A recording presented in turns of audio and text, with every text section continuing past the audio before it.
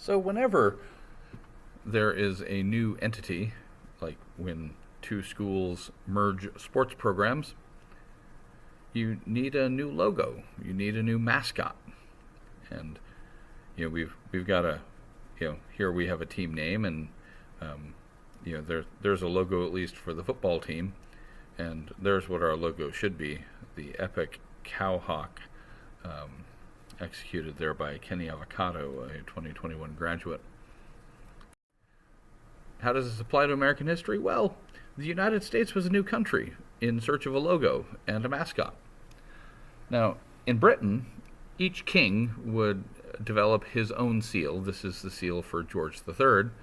George III on horseback on the left, George III surrounded by a harem of goddesses on the right, this Justice, and that looks like Athena, and I'm not sure who all the others are, but the U.S. had no king, so they had a design challenge. How do you design a national seal, a national logo? They're going with the A-team, Thomas Jefferson and John Adams and Benjamin Franklin, the three guys who collaborated on the Declaration of Independence, a soaring piece of writing for the ages. They see if these guys can design a good seal, and this is what they came up with. So what all is going on here? Well, you've got the Eye of Providence, the all-seeing eye of God here up top. This is the goddess Columbia, Liberty.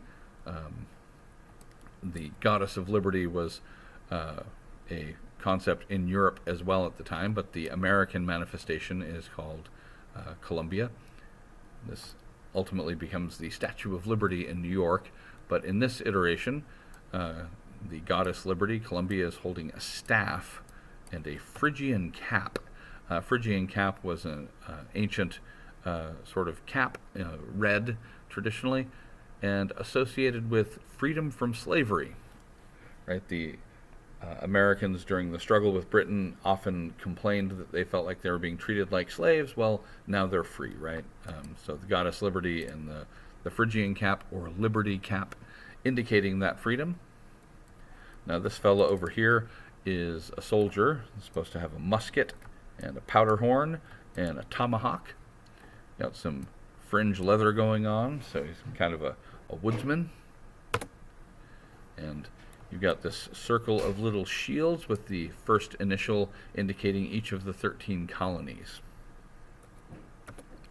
And then the center shield in the middle, you've got a rose, a thistle, a harp, a lily, a fleur-de-lis, a lion, and a double-headed eagle. What's all that about? What is that doing? Well, these are symbols of different countries. The rose is for England, the thistle for Scotland, the harp for Ireland, the fleur-de-lis for France, the lion representing Holland, and the double-headed eagle for Germany. The 13 colonies and now the 13 states had primarily been settled by English people, Scottish people, Irish people, some French people, a lot of Dutch folks in New York and New Jersey, and a lot of Germans migrated to the middle colonies particularly. Now the slogan down here is A Pluribus Unum, which means in Latin, from the many one, meaning both these 13 colonies, now 13 states, were many, and they're joining together to form one country, also indicating that these many nationalities are uniting.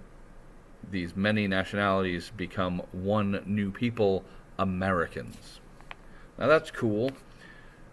What's less cool is that there's no Native Americans represented here, no American Indians, and also no people of African ancestry. So at this point, at least in American history, A Pluribus Unum is for whites only. Fortunately, later on in American history, the concept of A Pluribus Unum will grow and eventually invite and involve and include American Indians and African Americans and other folks who aren't white. but not yet here in the 1770s, and white supremacy is still a big deal. And so that was the front side of the seal designed by Adams, Franklin, and Jefferson. Here is the flip side. What's going on here is you've got Moses and the Israelites on the far shore. They got out of Egypt by crossing the Red Sea, and now Pharaoh and his army are in hot pursuit, but now Moses is unparting the Red Sea, and so the waters are rushing in to drown the evil Pharaoh. Got a fire in the sky representing God, and the slogan, "Rebellion to tyrants is obedience to God." Now, what does this have to do with the United States? Well, generally speaking, the Bible and most other religious texts, their recommendation is that people obey the law and obey government authority. But this is one episode in the Bible where God takes out a bad king who has enslaved the Israelites. Remember, the patriots felt like Britain was trying to enslave them, and so this is an analogy, right, where the Moses and the Israelites represent the Americans who have been freed from British slavery, and the drowning Pharaoh and his army represent King George III and Parliament in Britain. Well, this design is rejected.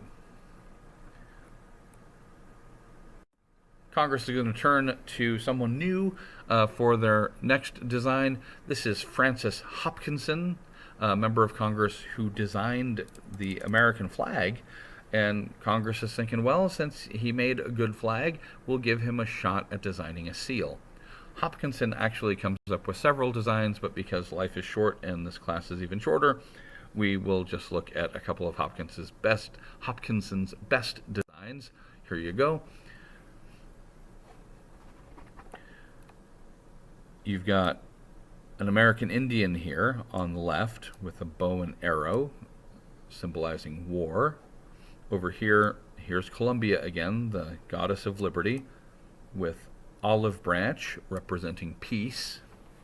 Now they're reaching to the middle. This is a old school medieval knight's helmet with the flip visor. That was a feature of medieval heraldry often, although it is someone crossed it out. They're like, that's archaic. We don't need that on the American seal. What's that doing there? 13 stripes for 13 states, 13 stars for 13 states in the sky. Hopkinson feels good about his work, so this is not just the seal of the United States, it's now the Great Seal of the United States, and we have the Latin phrase in the middle, bello vel pace paratus. This means ready for war or peace, or prepared for war or peace, right? So the Indian representing war, goddess of liberty with the olive branch representing peace. This is the obverse, the front side of the seal as designed by Hopkinson. Here is Hopkinson's reverse, flip side of the seal. He's recycled some elements here. We've got the goddess liberty again, Columbia, seated with her staff and Phrygian cap, and new language. Across the top, originally said Libertas Virtute Perennis, which means liberty, virtue, perennially, forever. So freedom forever sustained by virtue.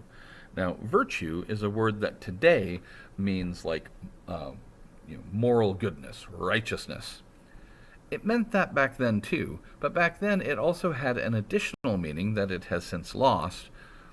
Virtue then also meant manly strength as well as moral goodness. So what's happening here is that this is, intentional ambiguity. They're saying that American freedom is forever sustained by both manly strength and moral goodness, ethical righteousness. But as you can see, at some point somebody crosses out libertas, changing it to merely virtute perennis. So something is sustained forever by virtue. Well, what is that something? Perhaps because we have the visual cue of the goddess of liberty and a liberty cap, the assumption is that the visual representation of liberty implies libertas virtute perennis. So, and also this creates a pleasing ambiguity where we could also think of it as being the United States, the whole country being sustained forever by virtue. Similarly, at some point, semper, which means forever, was up there, and that gets crossed out because, dude, we already said perennis, we already said everlasting, always, so we don't need to reiterate. And then down here at the bottom, you have Roman numerals spelling out 1776, the year the country is born, the year the Declaration of Independence is approved. So this is Hopkinson's design. But it too gets rejected. I would argue there was maybe too much going on the obverse and maybe not enough going on the reverse. This is kind of a boring design. So they're going to let somebody else take a crack at it, and that somebody else produces this. And man, this is action-packed. Up top, you've got a bald eagle with a flag in his left talon and a sword and a laurel wreath in his right. Now, the sword represents war. The laurel wreath represents victory. In the ancient Greek Olympic Games, winners got a laurel wreath as a sign of victory. So if we fight a war, we're going to win it. And then, let's see, we've got in the middle a sort of torch with a flame and a bird coming out of it. This is an ancient mythological creature called a phoenix who, at the end of its life, burns up and then is reborn from the ashes, rising. So this is a phoenix rising from the ashes, much like the United States almost lost the revolution, but then rose from the ashes and survived and won. You've got 13 stars ringing the shield, 13 stripes, 13 representing the 13 states still. Here's the Goddess Liberty with a sort of spiky crown, much like the Statue of Liberty will ultimately have. She's got a sash with 13 stars, a dove symbolizing peace. We'll talk about that caption in a minute. Over here we've got a Continental Army officer with his blue coat, and I think that's supposed to be a cocked hat, but it's a terrible rendition. Sword, a rod or maybe a flute, because I see maybe holes there, which is weird. Now the banner across the top says In Vindicium Libertatis, which means in vindication of liberty. In other words, in defense of freedom. That's a pretty good slogan. Down below, Virtus sola invicta. So virtue only invincible. The United States is unconquered, unbeaten, invincible, unbeatable, due solely to virtue. And again, virtue is meant to indicate both moral goodness and manly strength.